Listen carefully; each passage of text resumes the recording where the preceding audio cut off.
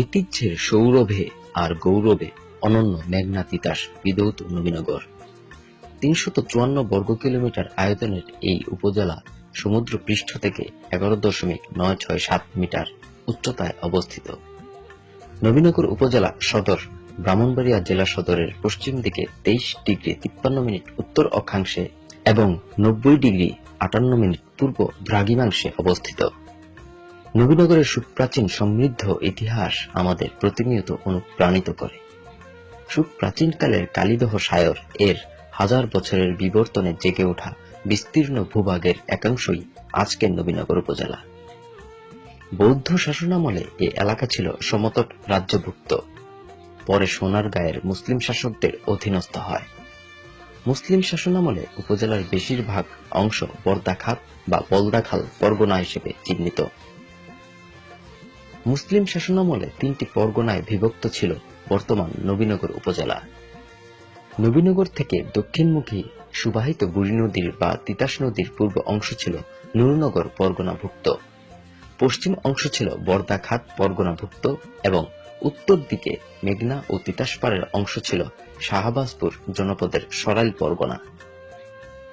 নবীনগর উপজেলার নামকরণ নিয়ে মতভেদ রয়েছে, তবে ইংরেজ শাসনামলে ভারতবর্ষের প্রথম ম্যাপ রোনাল্ড রে সুনীত মানচিত্রে নবীনগরের নাম গুরুত্বের সাথে উল্লেখ থাকায় এর সুপ্রাচীনত্ব প্রমাণিত হয়। 1875 সালে নবীনগর থানা প্রতিষ্ঠিত হয়। 1873 সালে নবীনগরে মুন্সেফ আদালত চালু হয়। 1983 সালের 24 মার্চ নবীনগর থানাকে আনুষ্ঠানিকভাবে উপজেলায় উন্নীত করা হয়। নবীনগরের লাঠি খেলা ও ষাঁড় দৌড় এই উপজেলার সাংস্কৃতিক ঐতিহ্যের বিশেষ দিক। নবীনগরের নামকরণ নিয়ে 2টি ধারার জনশ্রুতির প্রচলন রয়েছে।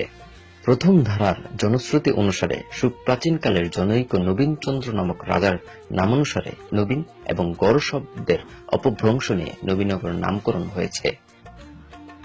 কিন্তু এ এলাকার সুপ্রাচীন ইতিহাসে নবীনচন্দ্র নামে কোনো রাজা এমনকি জমিদারেরও সন্ধান পাওয়া যায়নি বলে এর জনশ্রুতি মেনে নেওয়া যায় না।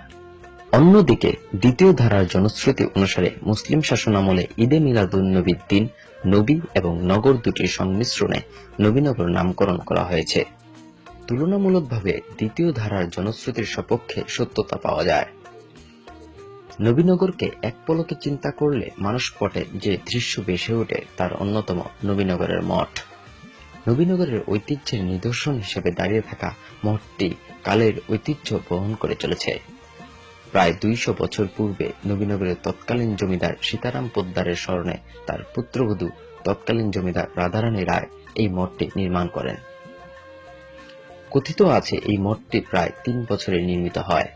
150 ফুট উচ্চতা ও 90 ফুট প্রস্থ বিশিষ্ট মঠটি নবীনগর মৌজাস্থিত সাবেক সেটেলমেন্ট 1 নং খতিয়ানভুক্ত 2661 নং দাগে 0.02 একর ভূমির উপর অবস্থিত।